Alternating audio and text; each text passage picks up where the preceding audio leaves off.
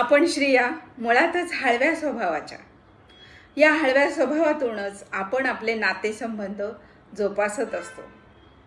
पण काही कारणाने ह्या नातेसंबंधांमध्ये बिघाड होतो. कधी आपलं चुकतं, कधी समोरच्याचं चुकतं. कोण बरोबर कोण चुकीचा हे कोडं मात्र कधीच उलगडत नाही. पण आपण मनामध्ये अधिकच कुढत राहतो, अधिक हळव्या होत राहतो. यासोबत असतो तो म्हणजे आपली मुलं आपल्यापासून दूर राहायला गेलेली असतात, शिक्षणाच्या निमित्ताने, कामाधंद्याच्या निमित्ताने.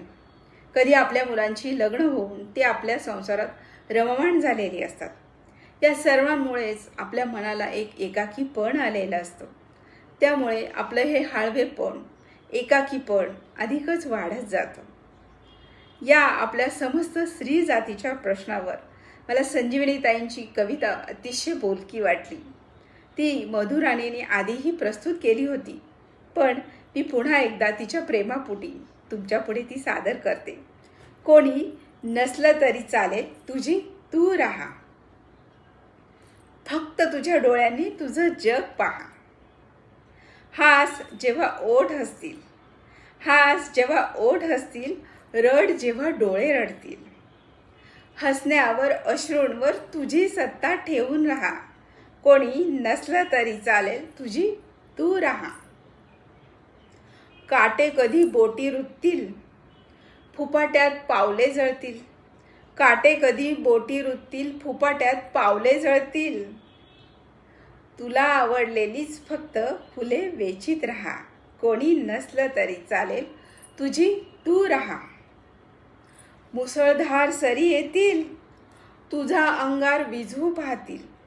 मुसळधार सरी येतील, तुझा अंगार विझवू पाहतील. विझणाऱ्या ठिणगीवर हळूच फुंकर घालीत राहा.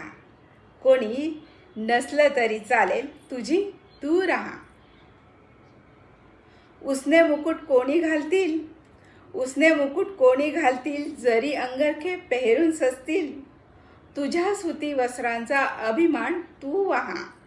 कोणी नसलं तरी चालेल, तुझी तू राहा. मग कुठेतरी कमळे फुलतील, मग कुठेतरी कमळे फुलतील. सुगंध घेऊन वारे येतील. मग कुठेतरी कमळे फुलतील, सुगंध घेऊन वारे येतील. तुझ्या मोकळ्या गळ्यातले गीत तोवर तू गात राहा. कोणी नसलं तरी चालेल, तुझी तू राहा. संजीवनीताईंची ही कविता आपल्या सर्व समस्त स्त्री जातीच्याच प्रश्नांवरचं उत्तर आहे. त्या दृष्टीने मी ही कविता तुमच्यापुढे पुन्हा एकदा सादर केली. ही कविता मलाही खूप भावली, तुम्हालाही खूप आवडेल. धन्यवाद.